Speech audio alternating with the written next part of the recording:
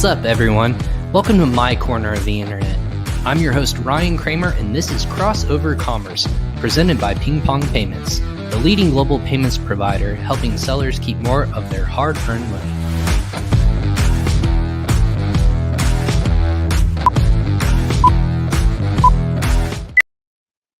Hey, everyone. Welcome back to another episode of Crossover Commerce. I'm your host, Ryan Cramer.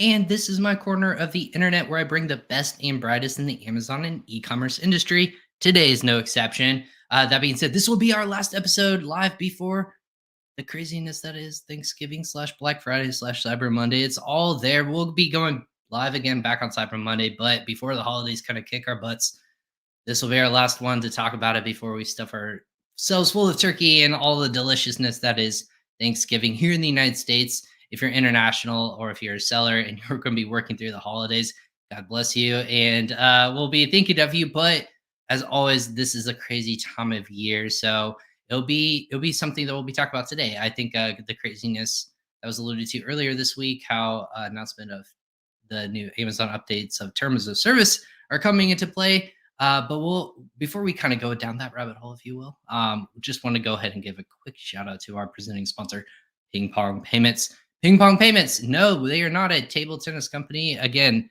we are not something that just helps you with your game back and forehand. This is a company that's going to help you save time, money, and effort. What does that mean? Well, if you're sending payments to your supplier or manufacturer, you're going to be able to do that with ease with PingPong account. Go ahead and pay in localized currency. So you're not waiting around for those funds to be converted over or to hit a bank account longer or pay exorbitant fees with banks or localized banks or international wire transfers. You can do it safely, effectively, and efficiently with PingPong Payments. If you're an international seller or if you're just starting out on Amazon, you're going to want to look into PingPong Payments and sign up for free. It's free to use and always safe to use as well. You can go do that by going to usa.pingpongx.com/podcast. And that's where you can get all of our great content that we've had, all 185 episodes before this one.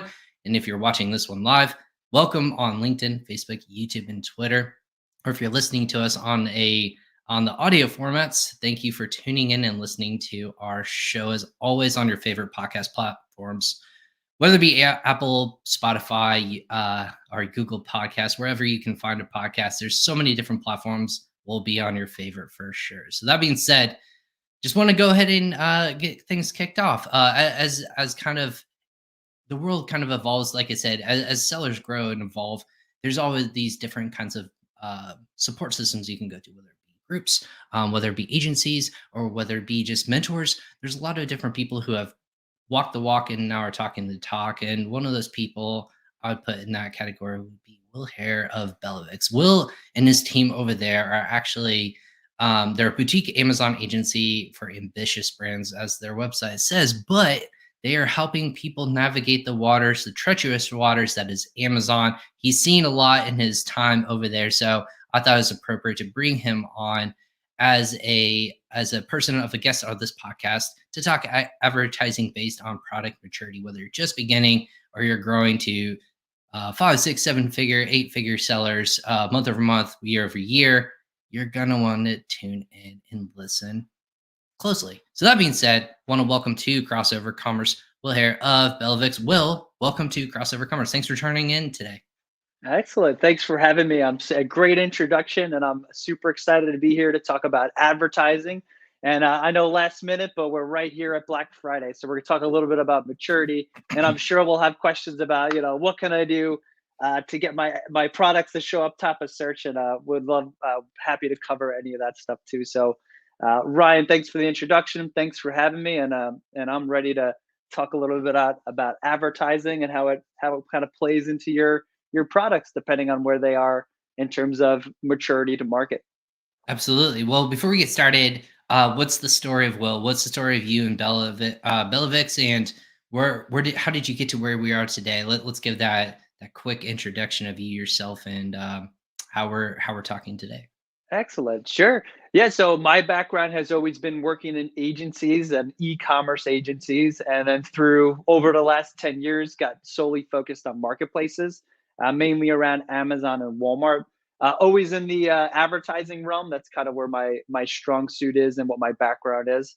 And then back in 2018, decided to leave the agency scene and kind of do our own thing and build out our own agency. What we saw as gaps in the market with how agencies were run, we can do that better. And some of the our processes and how we value our clients and the clients that we work with comes down to the level of touch you receive when working with someone who works with us, the results, as well as the number of accounts that a particular manager works on. So we are in the true sense boutique in that we really align with our partners and strive to kind of bring them growth. And my background happens to play into that. So since we established in 2018, we're officially 15 strong in terms of team size, and we're managing about over 20 accounts, close to $2 million in revenue. In Wow. ad spend per month. So we've been really fortunate with the brands that we've been able to work with, and luckily having all that advertising spend gives us a lot of insights into different categories, what's working well, what's not, and how we add value and how we grow accounts. Absolutely. Well, I was going to ask you your definition for boutique because every person's different, right? Is it the amount of revenue that you're pulling in, or the ad spend, or is it the people that you're operating, or the brands are operating? Sounds like a little bit of everything. So Yeah, it's for you. Is there a specific thing that makes you boutique, and why keep it small? Why not grow it to, I don't know, 100 people, yeah. hundreds of brands and whatnot? Was that, or is that the plan in place? No, not the current plan in place. We don't want to get too big. World class service with world class people. I mean, that's kind of our motto. So we like anybody on our team has been working on Amazon or marketplaces for over 5 years, and we believe in high quality. That for us, that was missing in the market, and there is a place to exist where you're working with. We specialize in retail brands with national distribution. So like we have a model customer that we drive the best results for, and we want to be we like to be small and really ingrained with the teams that we work with, and that allows us to be able to pull in um, these larger brands to work with them on their Amazon, their story, and kind of helping them navigate the marketplaces. So um, we we consider our boutique is great service and great people, and they're hard to find. So we'd love to scale that to 100 one day, but right now I'm okay with 15. Slow and It's a steady. nice. No, that sounds like a good amount too, for sure. So, Mhm. fantastic answer. Well, what I loved when I talked to Amazon agencies, again, there's so many different degrees of which, like you said, there's boutique, there's ones that are Amazon actually classify them correctly in terms of scale, how many brands are operating, but also ad spend. Is that a fictitious thing that I hear, or is that something that they actually look at in terms of spend on platform, and they start to disseminate of, hey, you get access to certain level of customer service, or people are you know the beta versions of certain ad spins or technologies and things like that. Is that true, or is it more than that? It's definitely true. I would say from what my experience, because I had seen a list where they directly tell me it comes down to ad spend, and I know Sure. a few short years ago when the agency wasn't as large, it was tough to get Amazon's help on something. It was tough to get customer reports, but once we established an agency presence on DSP, we started spending a lot more money, bringing a lot more brands. We started getting a lot more help, access to programs and betas. We now connected to the Amazon hardline team. So for specific brands, if they're launching on Amazon the first time, we have the ability to get access with to a rep, provided they're accepted. They don't take all the brands, and then kind of go through that process. So that we've been fortunate enough that that's come with more exposure on Amazon, and indirectly, not said, but to the amount of money our portfolio of clients spends on the platform. Gotcha. So that being said, I like everything that you're saying right now. So with an agency, people, again, there's different routes with wherever they might be in their journey, I would say, of working with an agency. And it could be everything where it's a full service agency where you're handling a little bit, everything, except maybe inventory, or even inventory. Or you can just work on advertising. You guys specialize in quite a bit. What's the strategy behind touching a little bit of everything in that portfolio of services, instead of just like doing only PPC or only content management or something along those lines. Yeah, well, we look at ourselves as a turnkey solution, part of the boutique, but also for consideration is like advertising is dependent on operations. So when a product's not available, when there's buy box issues, when we're not honoring MAP pricing, all of these are going to affect sales. And anybody who's working with private equity, venture capital, raising money, or even running it out of their garage, there's all these different nuances that need to be considered, and we've established ourselves as channel experts because it's all we do. We're in there all the time. And advertising is one piece. And we do have some advertising only clients, and that's great. Usually they have somebody, a marketing manager, who is managing the rest of that system. For us, where the value was is that nobody was able to do all of these and do all of these effectively to stay on brand, to be consistency in messaging, and to make sure that the online experience is consistent from your website through your different marketplaces or anywhere else an end user is going to go to buy your products. Um, so we found a lot of value in being able to control that. And it also helps us delivering the best results possible because we're not limited to only advertising. We will do your SEO. We will get you on Amazon Live. We will coordinate with Amazon influencers if that's part of the strategy. We could have you on display depending on like where your products are, how you fall. A lot of when customers come to us, it's always like the sales plateau. We don't understand why we're not able to get more sales. And a lot of it's because they're doing the same thing over and over again. And also, this Amazon is always changing its infrastructure, how it works. And it generally will roll something out and be like, in 30 days, heads are going to start flying. So you need to be ready to make those changes.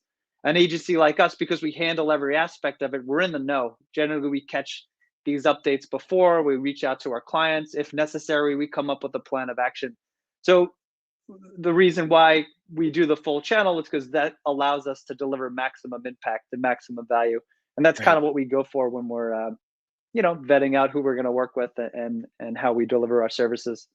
Yeah, you get that scope, and it's a little bit easier to say how A can tie to Z pretty quickly Yeah. in that regard. So that makes more sense. So with that being said, in your time with BellaVix and building out those processes, when a client's coming to you nowadays, what's the difference now? A potential client coming to you and asking for help versus they were a year or two ago. What's that conversation like, and has it really changed how you thought it would, or what's that differentiating factor now that what they were focused on now, what now agency, or I should say you as an agency, you're fielding all these calls and are like, I need help with X or Y. What's that transition been like over that time? Uh, yeah, I mean, mostly around. I say we do a lot less launches now because generally the clients who we can work with have some type of infrastructure and space.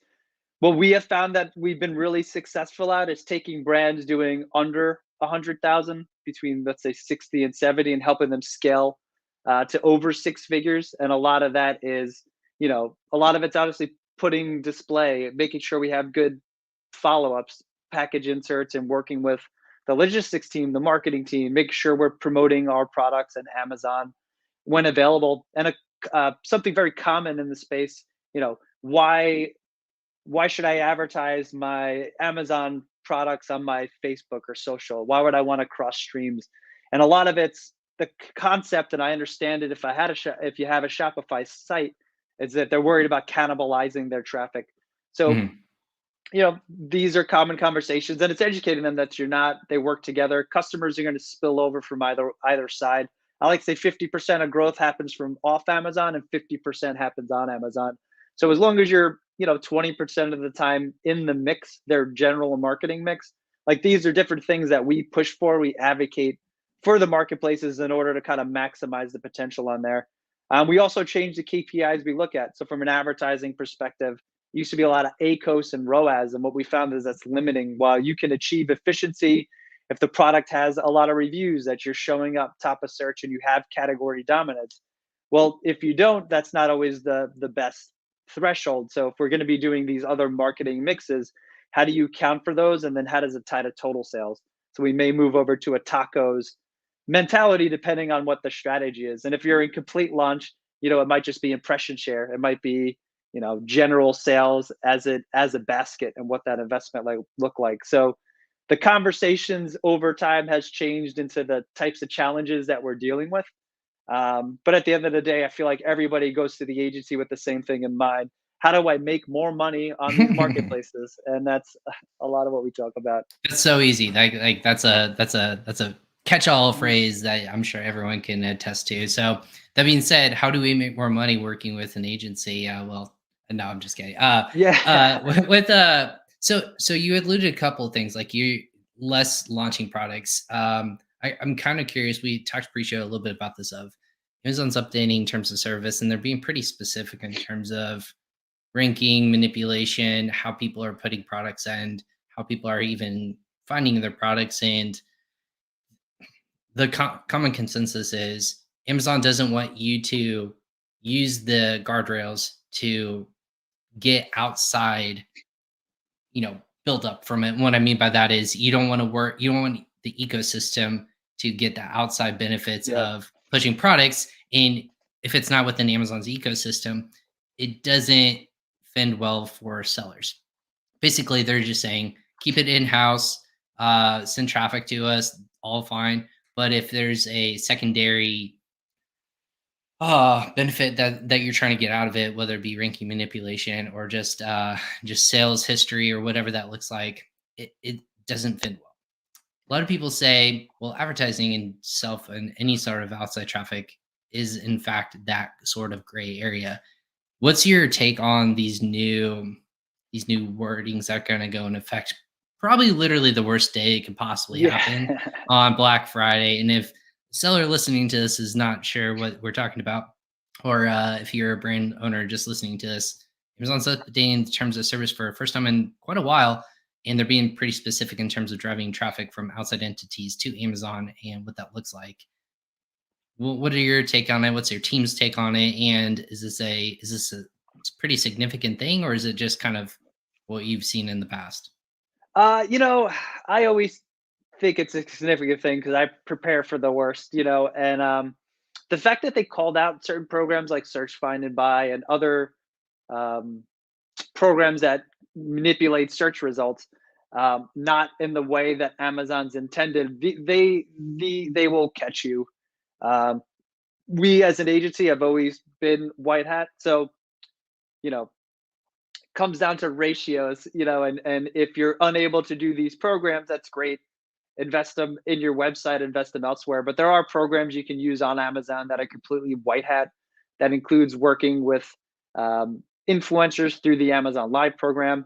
They are incentivizing you through the brand referral bonus program, especially over QF4 to get your brand registered, get your attribution set up, and then get a discount on your fees up to 10% for driving traffic on Facebook, on Google, so on and so forth. These pushes are so Amazon can further legitimize their brand with the end consumer because that's who they're servicing.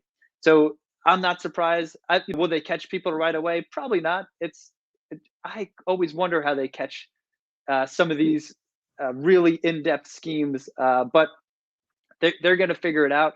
And I have taken on accounts where they've been suspended for review manipulation and they've been removed, and it is near impossible to get them reactivated. So, I would be very cautious in the types of programs that I choose. Amazon is drawing a line in the sand and they're saying, we're going to figure it out. We're making an announcement. To your point, they haven't updated the code of conduct in quite some time. So the fact they're announcing it now and they're going to let it fly on Black Friday, I would, if you're involved with those programs, I would consider not renewing them. And if you haven't been involved with those programs and you don't know what we're talking about, stay in the dark. Just make sure that you're staying within terms of service and you're not trying to manipulate things. And to rehash, there are tools through Amazon, and they're building out different features. For example, the followers to your storefront. When you get your list above 1,000, you can now email these people directly through Amazon. So they're further building out this ecosystem. And a large gap. And when I talk with a lot of Amazon reps, it's retention marketing. It's when the difference between the website and Amazon is like what your lifetime value is. You don't really know what your lifetime value is after a year because Amazon doesn't track that data on your behalf. But they realize that this is a problem. And that's where we're seeing some of these new features come in, the brand metrics on the back end that shows brand lift. So they're making the effort. I Yeah. froze. Am I still Oh, good? you're fine. I got you. You're good.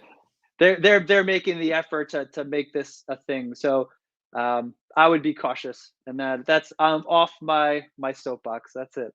No, that's good. I think a lot of people have found that soapbox recently of it's always been this way. And I think it's interesting that they're using the terminology that only the seller community have been using for a very long time. Now they're adopting that into their ecosystem.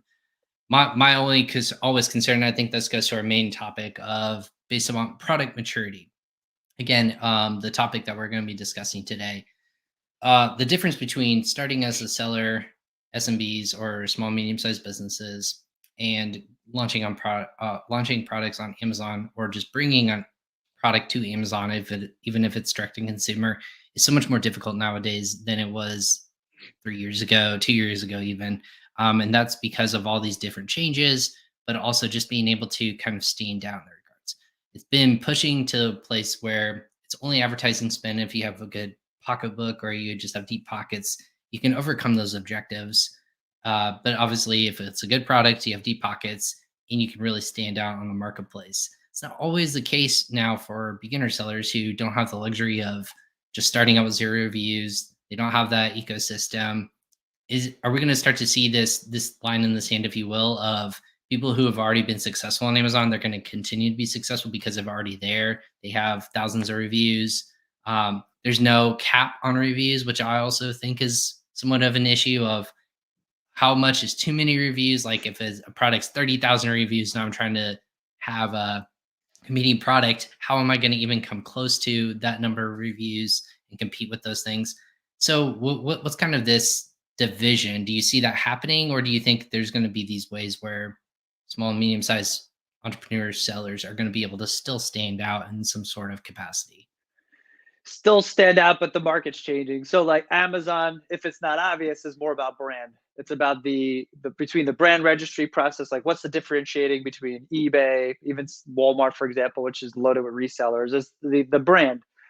So with that being said, you totally can launch products on Amazon and be able to build an audience around it, but it happens partially off of Amazon and partially on Amazon. And unfortunately, off of Amazon is you tapping into your resources to let them know 20% is going to spill over from your website. People who look at your products, they're exposed to them on Facebook, they check out your ads, they're going to check reviews out on Amazon. I think 66% of searches start on Amazon.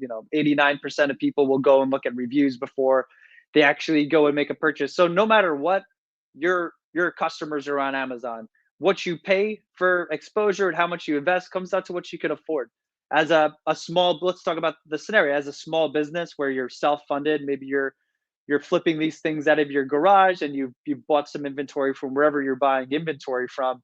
It's a different strategy because maybe you need to be profitable to a certain degree in order to have enough funds to rebuy more inventory. And that's a very different scenario than somebody who's funded and their goal is just sales velocity. So that being said, you have to figure out the tactic that works best for you, but understand. And when I have these conversations of somebody launching, like I'm sure there's other agencies who do this really well. We choose not to do this, but they'll come on and say, I have this idea and I want to tap into Amazon as a way to vet out the validation of this idea. And their idea is great, but it's like at the end of the day, it's another anti-aging cream or it's a new dog toy. And it's like, this is really unique. But in the saturation of Amazon's marketplace, you're not going to be able to sell this until you have 1,000 reviews because the average seller and review count is selling this. And we know based on price point, based on what people are looking at, they're going to pick the best item that's most competitive.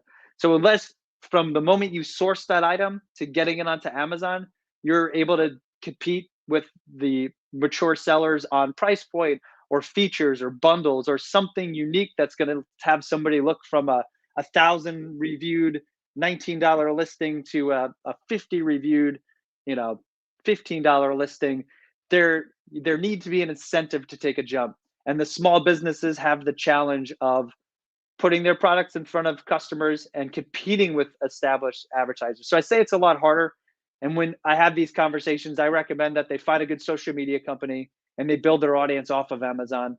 And when they're getting to $40,000, $50,000 a month on their website, that's when it's a good time to come back and reassess, because now you have a little bit of an audience and you could start having the conversation of, how do I get that 50% of e-commerce market share that Amazon owns? And by then you'll have an email list you could tap. You probably have a couple influencers you're working with.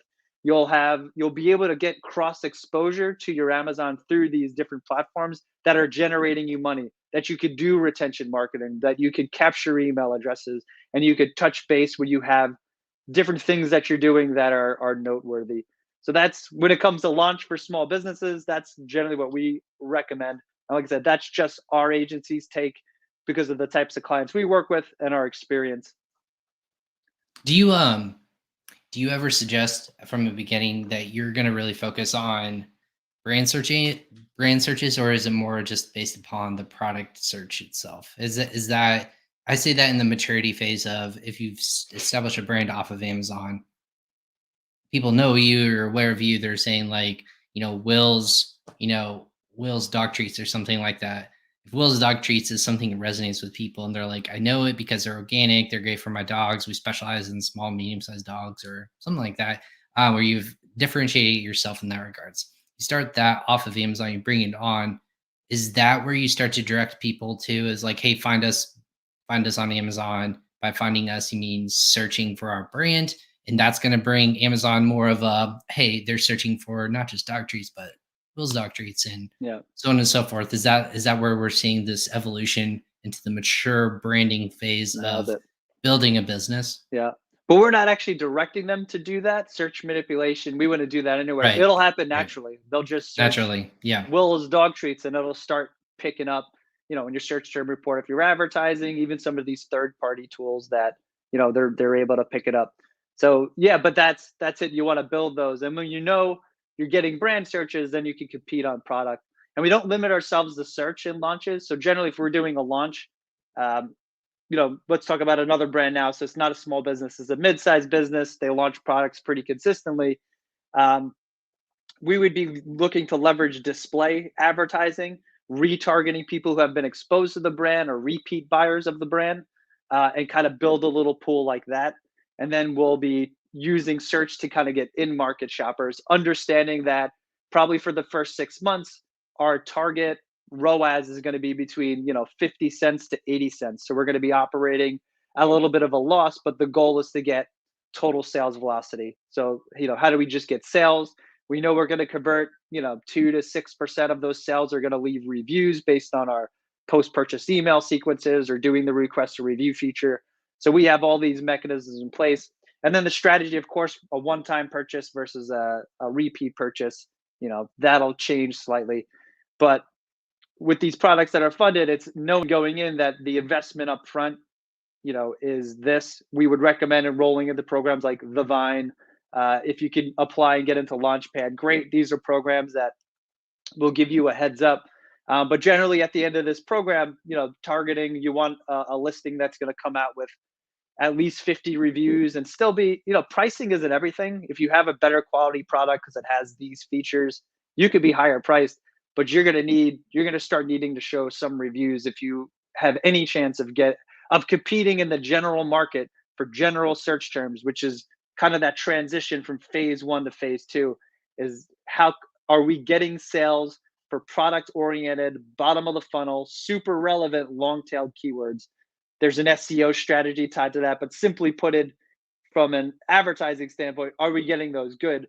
Are we getting them efficiently? Not yet. How do we get it more efficient? And then how do we take it to phase two, where now we're able to compete? And part of that, part of the indirect results of getting sales velocity is getting those reviews, getting your seller count up to par. And that is the other side of the transition for a medium or larger size business. The more funds you have to invest, the faster we can get sales velocity, the faster we can get retail ready listings that can actually compete with in market shoppers and competitors that have been in the market longer. These launches are a lot easier if it's a complementary product. You already sell hairbrushes, you do different styles of hairbrushes. That launch process on that product is going to be a lot shorter and a lot more profitable. But if you're new to category, I sell an air purifier and now I want to sell an air fryer. My audience is all air pure and now I want to be in this category. That's going to be a slower transition because you're not associated with that yet. So that's that 6 month, that 60 cents. That's probably what you'll see. But understanding that you're exposing yourself to a completely new market with established sellers. So those are the two different launch scenarios based on the business sizes, but different kind of aspects of how to think about funding, how to think about sales velocity, how to acquire, what fairly reviews from products and making sure you're following the proper sequences. And indirectly, what's your fulfillment method? Are you optimizing for search? Are you doing experiments? Are you testing your title, first images? Do you have A plus content? Like all of these pieces during phase one is kind of what's going to help get you to phase two. What's the common misstep that step one to step two is happening? Is it just lack of funds, or is it that they are not scaling appropriately? Like, what is that transition where a lot of people just get stuck? Like, what is that thing where a company like you can come in and like get a month stuck? Where are people getting hung up on the most The right now? wrong KPIs. So like I can't tell you how many launch accounts I come in and they're targeting like a 30% ACOS and only ACOS advertising cost of sale. And it's like, how do you get a scale like that? You have 2 reviews on a product in a saturated market, like of, you're just banking on brand and your brand's not actually going to lift you to the next level. And that's what we find a lot of the brands that come on board with us are challenged with. And when they're launching these products, why aren't we getting the traction? Because they don't really have a full approach to this. They're just, they're looking at efficiency and they're not looking at longevity, what it takes over a longer period of time to hit your sales goals. Once you have this engine firing and you have a product that's taken off, it's going to be a lot easier to scale. It's going to be a lot easier to cover all the costs from when you launched. But generally, depending on the market, 8 to 18 months is, what you would be looking at for an effective launch with the right budgets to make sure you're hitting. But the biggest misconception is just looking at the wrong KPIs, very Yeah. short-sighted.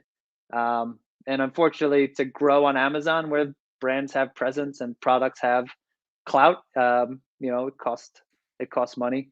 But that's why I said you can kind of circumvent that. It might be a cheaper cost per acquisition off of Amazon, or tapping into your existing market and promoting your products that way. Absolutely. Just want to take a quick second to give a shout out to former or friend of the show, Tal. Uh, he's a good dude that Will Haire is. So shout out from people watching on Facebook and all across social media. So if you have a question, if you want to give us a shout out or Will a shout out, just let us know and we'll give you a quick hi as well. Well, you said something interesting, and I think it's not talked about it a lot. Are people's misconceptions of a launch stuck in this 15-30 day window of it's my honeymoon period, Amazon's only going to be relevant, see my product relevant for this short amount of time, when in actual fact Amazon would rather reward long-term 8 month consistent slow, like just chugging along, growing here over time, instead of that quick burst of 100% conversion.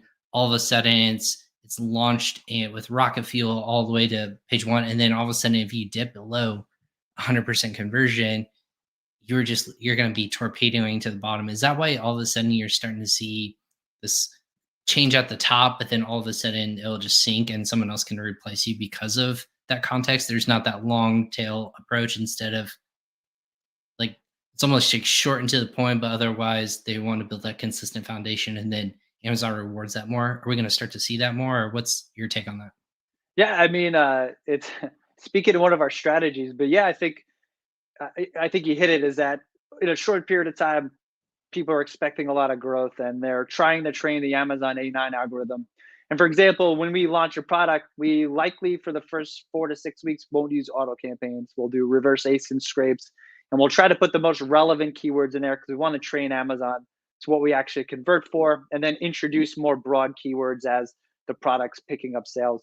We have something called the product pyramid ranking scheme, which is kind of how we rank products. So If you're launching a product, we'll find a long-tailed keyword that you might rank for. Think like if I'm selling Bluetooth speakers, I might do waterproof Bluetooth speaker for shower as an example, a long tail keyword that maybe is less competitive.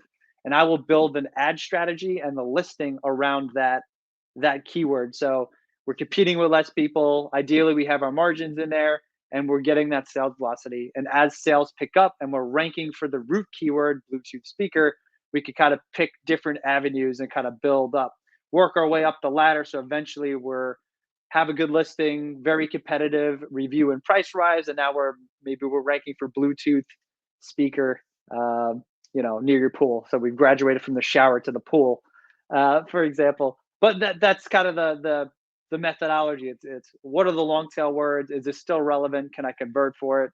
And a great way to kind of find a lot of these is looking at your competitors' reviews. We will, we use different software to get an idea of what the negative reviews are and if our products fill the gap. And if we see themes like not waterproof or muffled sound or something like that, like these are different features we could put in our listing, maybe in the title or wherever it makes sense without keyword stuffing and using natural language to kind of get our product indexing a little better. And the other piece I like, and I mentioned it before, manage my experiments for brand registered brands. Great way to split test titles and bullets. You may not be indexing for them, but knowing you're getting the click-throughs and getting more people on your pages is a good indicator that maybe this is a long tail keyword I should consider. So it's a great opportunity to kind of split test different hypotheses and figure out what's the best approach for your product line based on where you are in the market. In your opinion, what's the most difficult category that Amazon continuously just it's difficult to break through? Is there something specific in a general context that when a new seller potentially approaches you, you're like, ah, you had to be in this category. And just Yeah. like a sigh of like disdain of what is that category to you and why?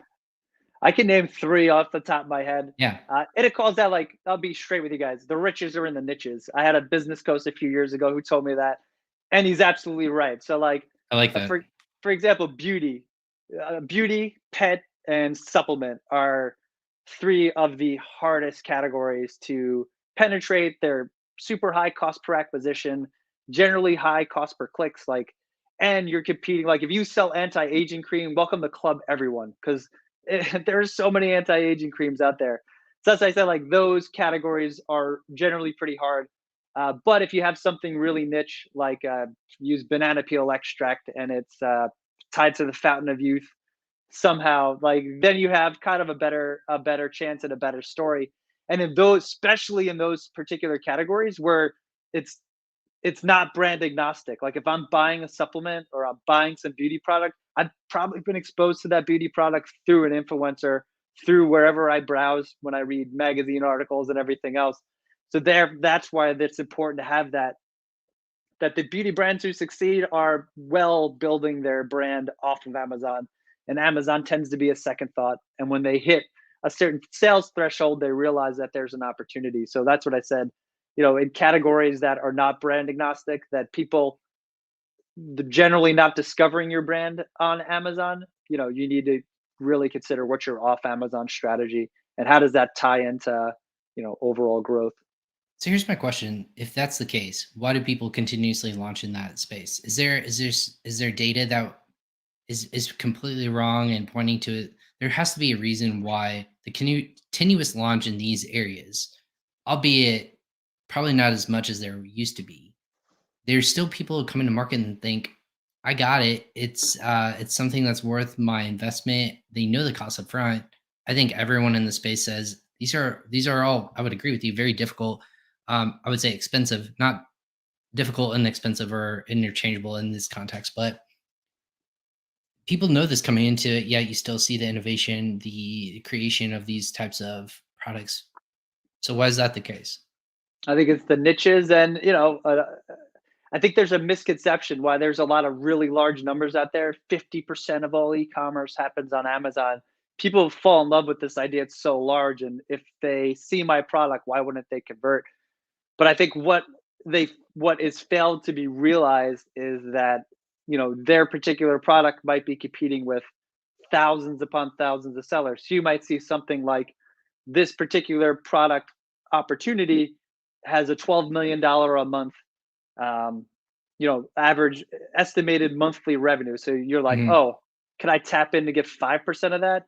That would be Right. fantastic. But that Even is 1%, yeah. a large amount of sales. And I think, you know, then you're competing, then you're showing up on the last page. And then it comes down, do you have the investments to show up on the first page? And how long can you eat that so your listing can compete with some of these other products? So um, I guess just to tie it back to your comment, why do people do it?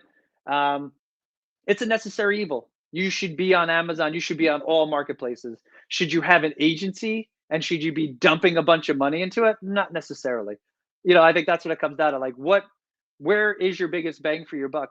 Are you feeling like you've established a lot of growth on your website and that, generally Amazon can compete pretty head to head with website sales, but are your products there? Are they mature? Do you get a lot of reviews? Are people going on Amazon and searching for your product?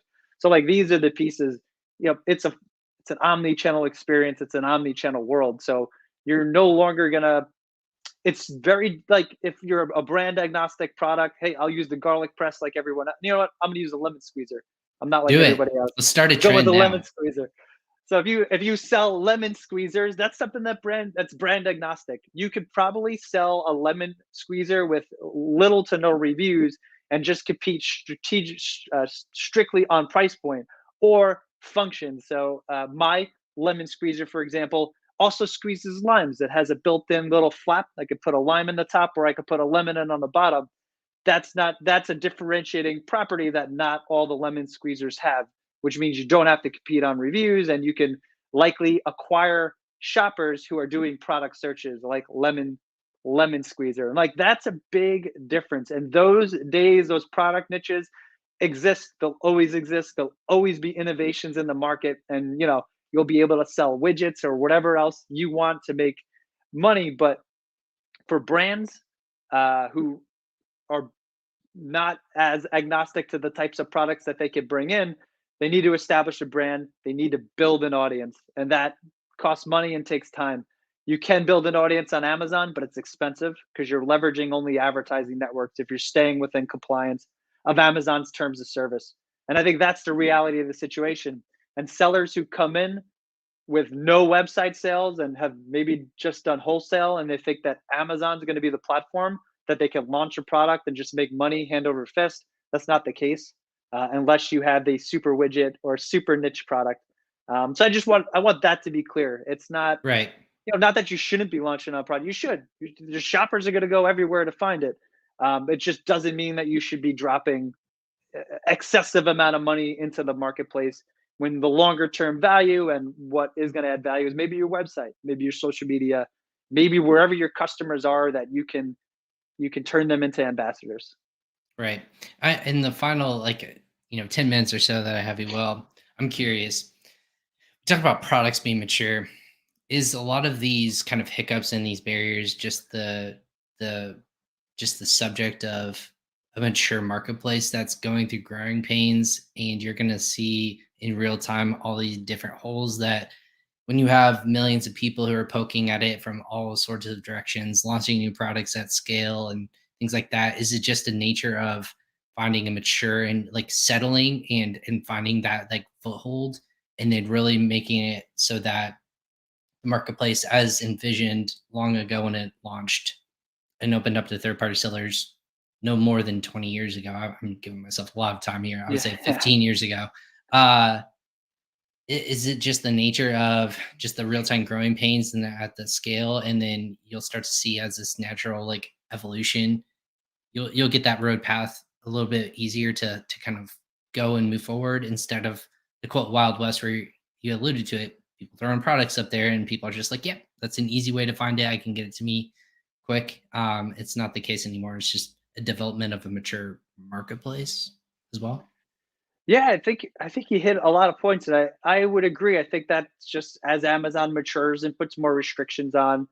Was it last year or 2 years ago when they put out legislation saying Amazon and all marketplaces essentially are responsible for any outcomes from products purchased on the marketplace? And I then we believe it is, saw yeah. Last 2 years, yeah. Last 2 years. Then the supplement category, for example, got hit with having to submit a lot of COAs. Compliance and getting access to categories became slightly more difficult. So, to your point, Amazon is maturing as a marketplace. And what we find from brands that are able to be successful on Amazon is they're building an audience off of Amazon. I'm beating a dead horse.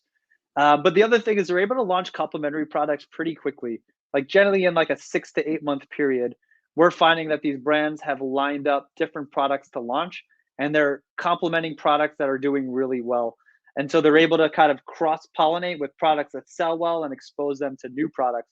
So once you have that one, and trust me, it's not unusual for the 80-20 rule, which is like 20% of your catalog generating 80% of 80% of the your revenue. sales, which is, that's totally normal.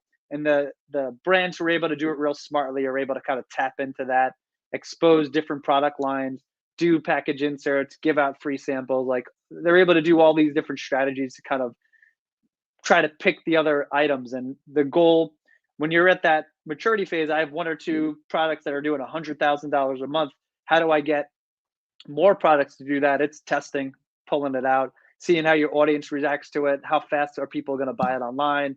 What type of feedback are you going to get from your audience? Are you optimized for search? So there's a lot of these different facets that will go into it. But to your point, it's becoming more of a branded play, and being very specific to category and not being all over the place, I think is going to be the key to long-term success on Amazon, Walmart, and future marketplaces to come.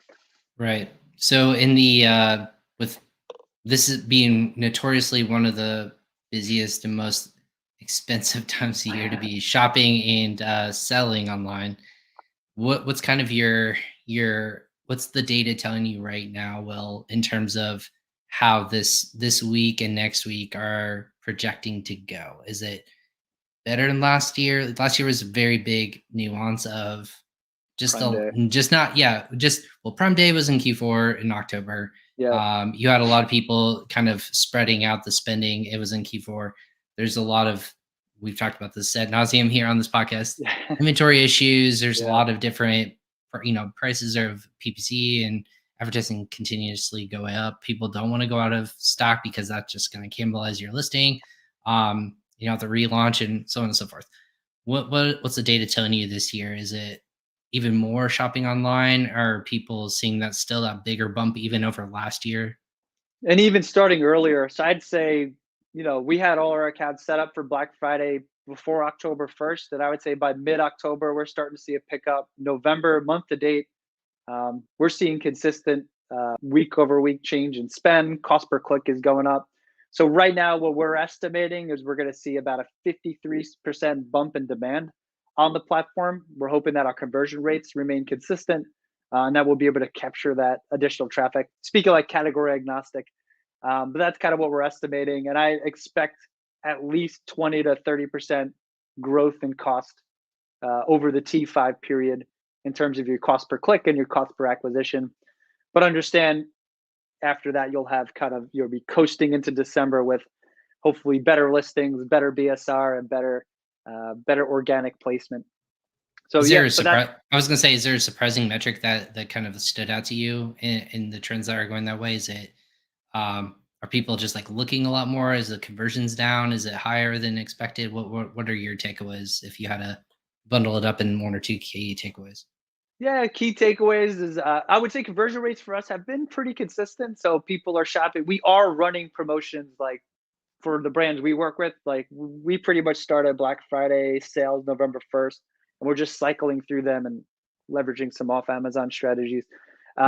But I would say the biggest surprise is our cost per clicks are going up. I mean, it shouldn't be a surprise, but at the rate in which they're going up, we're expecting that to be somewhat different because what it points to is that there's a lot of competitors in the marketplace.